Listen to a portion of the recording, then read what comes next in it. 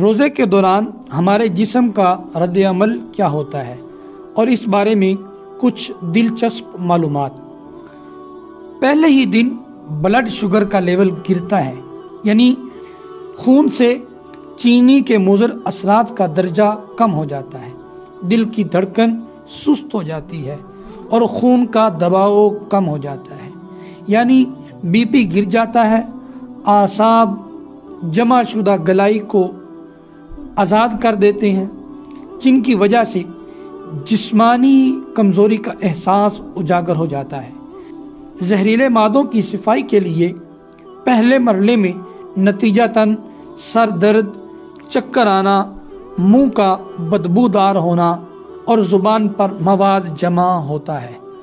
تیسرے سے 7ویں روزے تک جسم کی چربی ٹوٹ پھوٹ کا شکار ہوتی ہے اور پہلے مرحلے میں گلوکوز میں تبدیلی ہو جاتی ہے۔ بعض لوگوں کی جلد ملائم اور چکنی ہوتی ہے، جسم بھوک کا عادی ہونا شروع کرتا ہے اور اس طرح سال بھر مصروف رہنے والا نظام ہاضمہ رخصت مناتا ہے، یعنی چھٹی مناتا ہے، جس کی اسے اشد ضرورت تھی۔ خون کے سفید جرثومے اور قوت مدافعت میں اضافہ شروع ہو جاتا ہے۔ ہو سکتا ہے روزے دار کے پھیپھڑوں میں معمولی تکلیف ہو، اس لیے کہ زہریلے مادوں کی صفائی کا عمل شروع ہو جاتا ہے۔ آنتڑیوں کی دیواروں پر جمع مواد ڈھیلا ہونا شروع ہو جاتا ہے۔ اس کے بعد 8ویں سے 15ویں روزے تک آپ پہلے سے توانا محسوس کرتے ہیں، دماغی طور پر چست اور ہلکا محسوس کرتے ہیں۔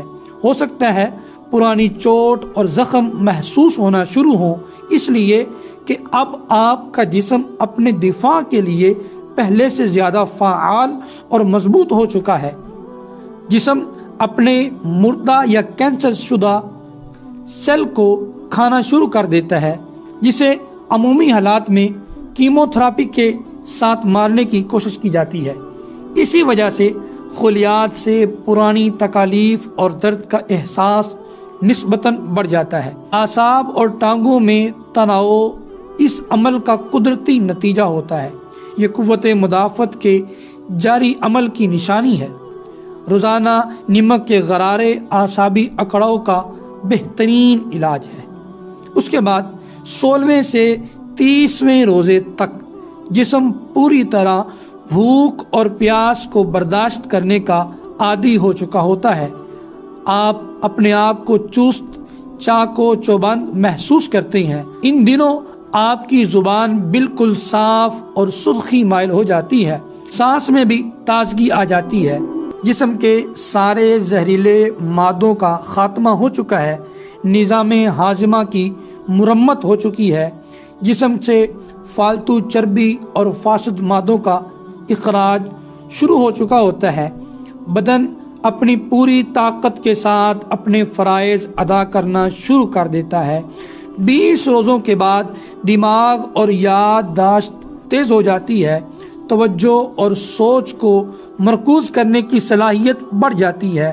بلا شک بدن اور روح تیسرے عشرے کی برکات کو بھرپور انداز سے ادا کرنے کا قابل ہو جاتا ہے۔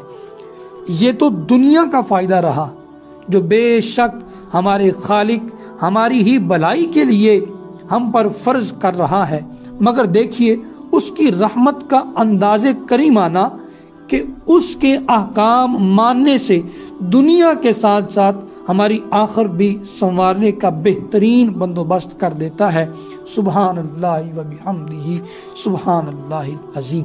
اللہ تعالی ہم سب کو رمضان المبارک کے روزے رکھنے اور اس کا حقیقی مقصد سمجھنے کی سعادت نصیب فرمائے۔